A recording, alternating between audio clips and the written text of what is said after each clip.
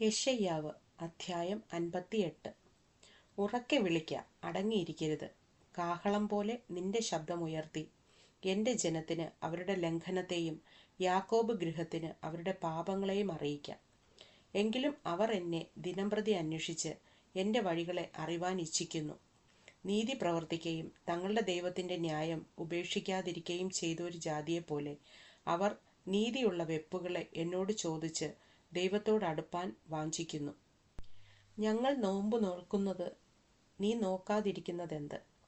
ഞങ്ങൾ ആത്മതപനം ചെയ്യുന്നത് നീ അറിയാതിരിക്കുന്നതെന്ത്? ഇതാ, നിങ്ങൾ നോമ്പ് നോൽക്കുന്ന ദിവസത്തിൽ തന്നെ നിങ്ങളുടെ കാര്യാദികളെ നോക്കുകയും നിങ്ങളുടെ എല്ലാ വേലക്കാരെയും കൊണ്ട് അധ്വാനിപ്പിക്കുകയും ചെയ്യുന്നു. നിങ്ങൾ വിവാദത്തിനും കലഹത്തിനും ക്രൂര മുഷ്ടി കൊണ്ട് അടിക്കേണ്ടതിനും നോമ്പ് നോൽക്കുന്നു. നിങ്ങളുടെ പ്രാർത്ഥന ഉയരത്തിൽ കേൾപ്പാൻ തക്കവണ്ണമല്ല നിങ്ങൾ ഇന്ന് നോമ്പ് നോൽക്കുന്നത്. എനിക്കിഷ്ടമുള്ള നോമ്പും മനുഷ്യൻ ആത്മതപനം ചെയ്യുന്ന ദിവസവും ഇങ്ങനെയുള്ളതോ? തലയെ വേഴത്തെ പോലെ കുനിയിക്കുക, രട്ടും വെണ്ണീരും വിരിച്ച് കിടക്കുക. ഇതാകുന്നുവോ ഉപവാസം? ഇതിനോ നീ നോമ്പെന്നും യഹോവയ്ക്ക് പ്രസാദമുള്ള ദിവസമെന്നും പേർ പറയുന്നത്? അന്യായ ബന്ധനങ്ങളെ അഴിക്കുക, നുകത്തിൻ്റെ അമിക്കയറുകളെ അഴിക്കുക, പീഡിതരെ സ്വതന്ത്രരായി വിട്ടയക്കുക, എല്ലാ നുകത്തെയും തകർക്കുക. ഇതല്ലയോ എനിക്കിഷ്ടമുള്ള ഉപവാസം? വിശപ്പുള്ളവന് നിന്റെ അപ്പം നുറുക്കിക്കൊടുക്കുന്നതും അലഞ്ഞു നടക്കുന്ന സാധുക്കളെ നിന്റെ വീട്ടിൽ ചേർത്തുകൊള്ളുന്നതും നഗ്നനെ കണ്ടാൽ അവനെ ഉടുപ്പിക്കുന്നതും നിന്റെ മാംസരക്തങ്ങളായിരിക്കുന്നവർക്ക് നിന്നെ തന്നെ മറയ്ക്കാതെ ഇരിക്കുന്നതുമല്ലയോ? അപ്പോൾ നിന്റെ വെളിച്ചം ഉഷസ്സുപോലെ പ്രകാശിക്കും, നിന്റെ മുറിവുകൾക്ക് വേഗത്തിൽ പൊറുതി വരും. നിന്റെ നീതി നിനക്ക് മുമ്പായി നടക്കും, യഹോവയുടെ മഹത്വം നിന്റെ പിമ്പട ആയിരിക്കും. അപ്പോൾ നീ വിളിക്കും, യഹോവ ഉത്തരമരുളും. നീ നിലവിളിക്കും, ഞാൻ വരുന്നുവെന്ന് അവൻ അരുളിച്ചെയ്യും.